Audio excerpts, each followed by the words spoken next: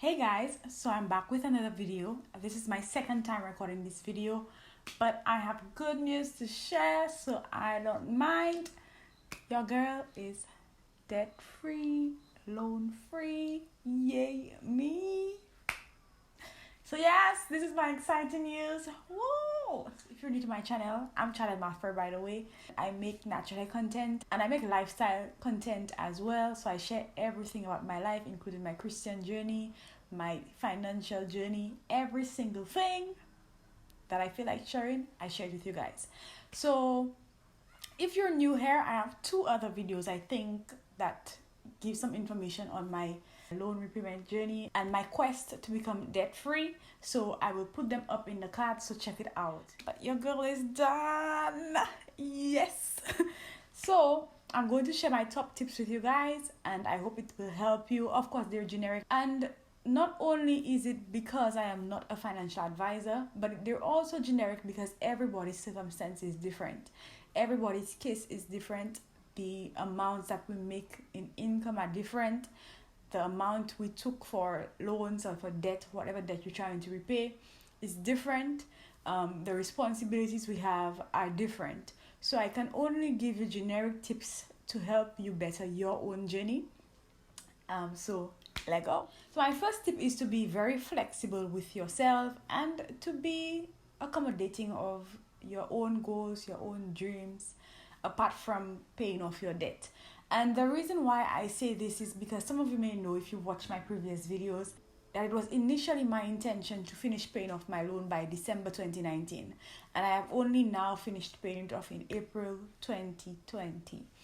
And that extension was purposeful at some point, simply because life was happening around me and I wanted to enjoy and experience life. For example, I chose to go home to St. Lucia in December. My grandmother had passed the previous year and I just wanted to reconnect with my family and to be present. So be flexible with yourself. A budget is your ideal. Sometimes you may have to deviate from your budget and you need to be flexible enough to know when. For example, if a friend of yours is having a wedding within your time frame where you want to pay off your debt, because relationships and social interactions are important, you may choose to deviate from your budget that month just to go and support your friends and to give them a gift. That is acceptable, and I want you to feel comfortable being flexible with yourself. Also, you may need to be forgiving.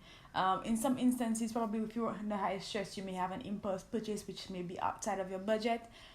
Don't be too hard on yourself during this journey. And I say that because in some instances I was very, very hard on myself anytime I deviated from the plan. Simply because I wanted to accomplish the goal. But I also had to tell myself that there are other parts of life that need nurturing during this season. So be forgiving with yourself, be flexible with yourself. Know when to extend the deadlines you have set, and it's okay to not meet the deadlines, even if you put it out there on the internet. Tip number 2, budget. So I just spoke about being flexible with your budget, but in order for you to be flexible with your budget, you need to have a budget. Okay, so what I recommend with respect to budgeting, again, I'm no financial advisor, but this is what worked for me. I advise people to assign a role and a function to every single dollar that is coming to you. So you know what the rough monthly income is. Assign a name and a role to every single dollar that comes your way. I could probably share with you guys what my budget was when I was paying my loan. That is super, super important. If you do not assign a function to these dollars, it means that you can use them anywhere, and you wouldn't have a measure by which to measure yourself. When you have assigned every dollar, you can then gauge where it is you're spending a lot of money, whether it's out of budget, and whether you need to reevaluate your budget and put in a new slot for something that you're continually spending money on. Or you can also see trends in areas that you need to tighten, and where you need to employ a little more self-discipline. And the name you assign to every dollar does not have to be something major. Also assign money for the things that will allow you to treat yourself and allow you to maintain some joy in life.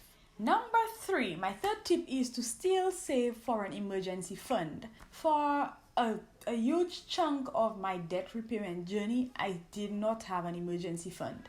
I started an emergency fund in 2017, I believe. And then I ended up using all of that emergency fund, or most of it, for my move to Trinidad and Tobago, which means that it came in very handy. And I recently started another emergency fund, which is towards the latter part of my debt repayment journey.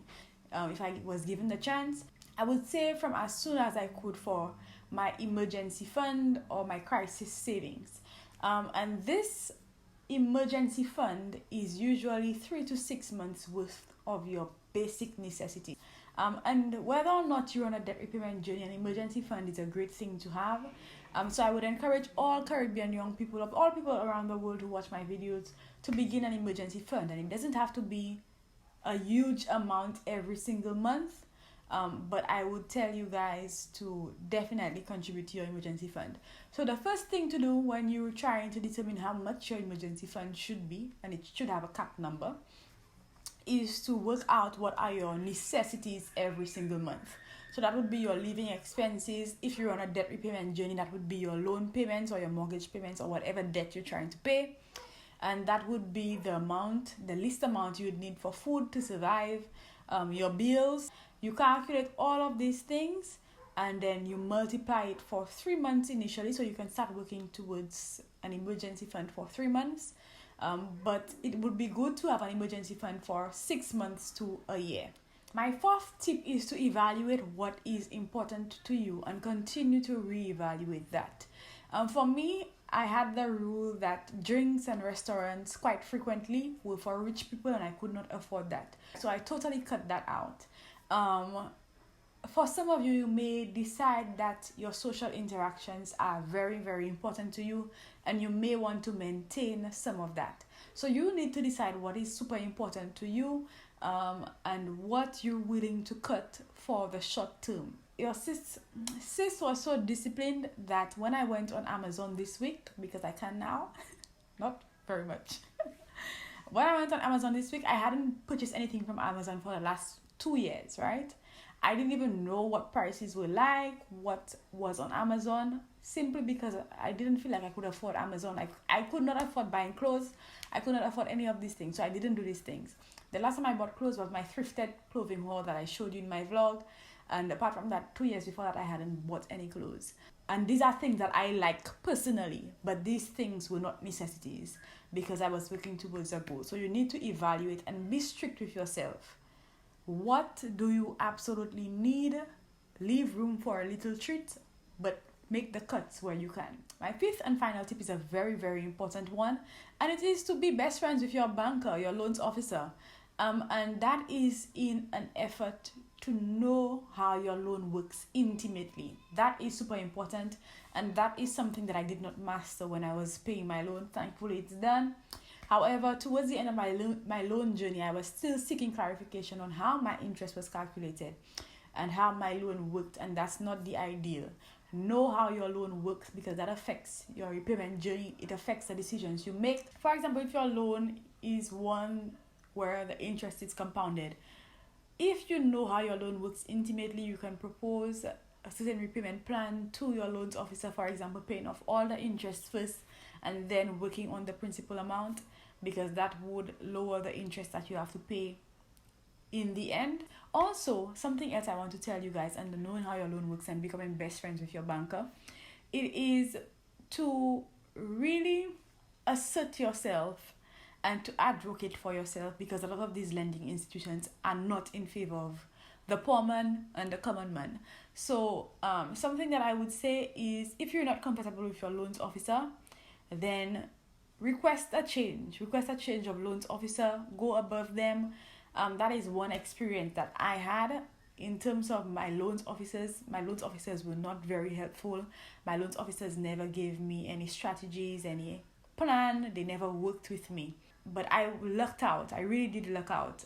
When my loan went to the bad debt department, that was when I was unemployed, a past classmate of mine picked up my loan and she counseled me and advised me, and she had my best interest at heart. And I felt comfortable asking her information about my loan and how to go about paying it.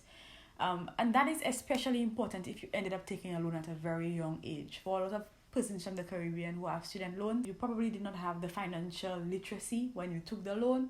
So that's why it's important to have a loans officer who's in your corner and who is fighting for you, so that you are able to repay that loan. And so I would tell you to seek a loans officer that has your best interest at heart, and it matters. It really does matter. Super important, guys. Don't be afraid to advocate for yourself and ask for a change of loans officer. I should have done that. Not that there were too many great loans officers there, but so these are my tips for you guys. In the next part of this video, because this one is a little long, I will tell you everything I have learned about investments, because that is my next stage. Fingers crossed is bent. And I will tell you about the low risk and low capital ones that you can do, because this is where your good sis falls. I don't have any major capital. Like I said, I didn't do very much saving during my loan repayment journey. So I am going to explore with you guys, because again, I'm no financial advisor and I'm learning as I'm going. So I'm going to share with you, and we're going to explore the options for investment that are available to young Caribbean people with small amounts. So I'll see you guys in the next one. Don't forget to like, don't forget to share, and don't forget to comment. And let me know down below, how are you doing with your loan repayment journey? Are you on one? Are you on a debt-free journey? Let me know where you are in terms of debt, and we shall chat a little bit more. My crown's so heavy, better help me carry. My crown's so heavy, better help me carry. My crown's so heavy, crown's is so heavy. My crown's so heavy.